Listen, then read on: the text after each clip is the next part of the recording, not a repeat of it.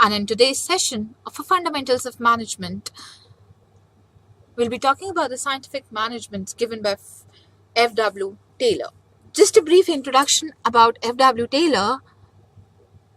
He is the first management thinker who introduced the scientific methods in management, and it was he, along with his associates, who made the first systematic study of management. He launched a new movement in 1910, which is known as scientific management. This is why Taylor is regarded as the father of scientific management. He focused on analyzing jobs and redesigning them so that they could be accomplished more actively and efficiently. He also searched the best way to maximize performances and develop the scientific management principles and technique.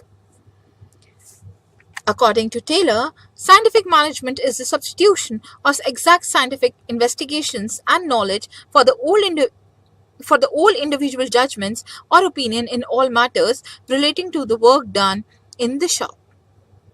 Scientific management is the process of directing human efforts which employs scientific methods of getting the highest productivity. In other words, we can say that scientific management is an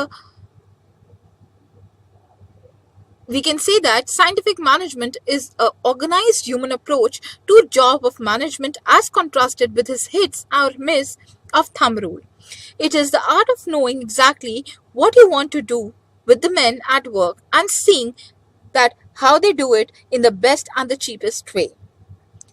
Thus, we can say that scientific management involves scientific study and analysis of work, standardization of raw materials, working conditions and equipments, scientific selection and training of workers, cooperation between management and workers. The aim of scientific school of management is to increase production, cost reduction, elimination of waste, to ensure right men are the right work, and to promote payment of wages to workers according to their efficiency. Now moving to the various principles of scientific school of management, the first one is rule of thumb should be replaced with science.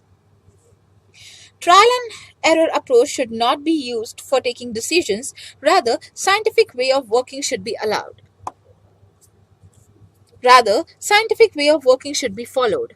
Work should not be performed on the basis of past experiences, trials and error approach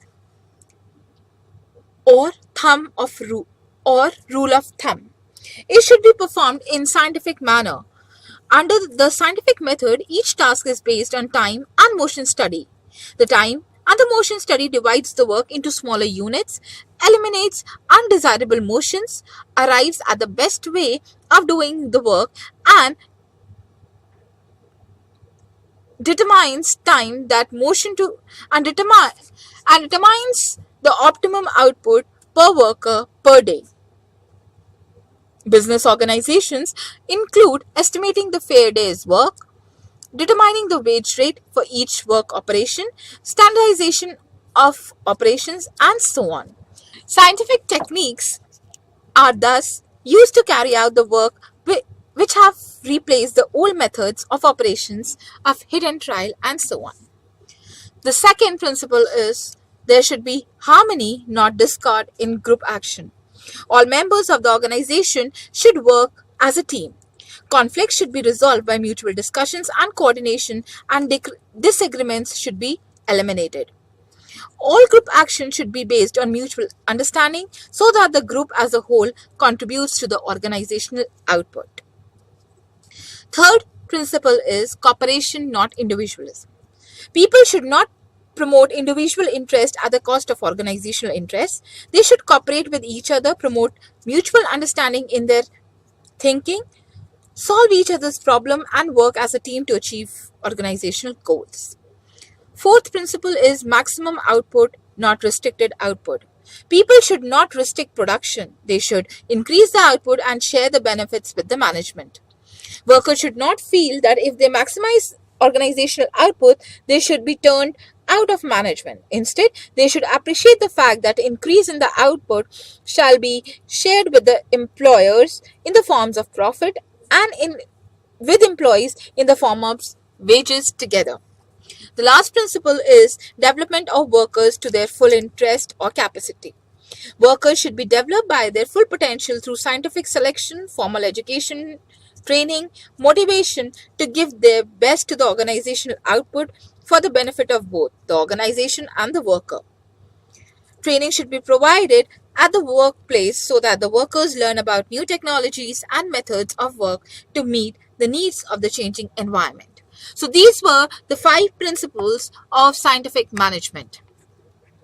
Coming to the benefits of scientific management, it caters to all the 3 categories: the employers, workers, and the society. So we'll discuss one after the other. So we'll discuss them in detail. To the employers first. Taylor's scientific management was associated with many benefits to the industry. Scientific management led to the following benefits to the employers: replacement of traditional rule of thumb method by scientific investigation, proper selection and training of workers leading to better workforce, establishment of harmonious relations between workers and management, achievement of equal division of responsibility between the workers and the management, standardization of tools, equipments, materials, and work methods for increasing efficiency, better and optimum utilization of various resources, and scientific determination of their work as a worker can do during the day. This leads to establishment of good relations between the workers and the employers. To the workers, the advantages of scientific management can be categorized as detailed instructions and cost and guidance for the workers, opportunity for training and development to increase skills, incentive wages to the workers for higher production, better working conditions and tools of work for good health of the workers, and lastly, less fatigue in work because of application of scientific methods. And lastly, to the society, scientific management was expected to bring the following benefits. Number 1, better quality of products at lower cost to the people, higher standard of living of people through better products, increased productivity in the country, industrial peace, and technological development due to scientific investigation. Lastly, the scientific school of management was criticized on the following basis. Number 1, speeding up of workers. Workers felt that scientific management attempt to force them to work their maximum. It does not bother about the adverse effect of such speeding upon the physical and mental well-being of the workers. The second is boredom.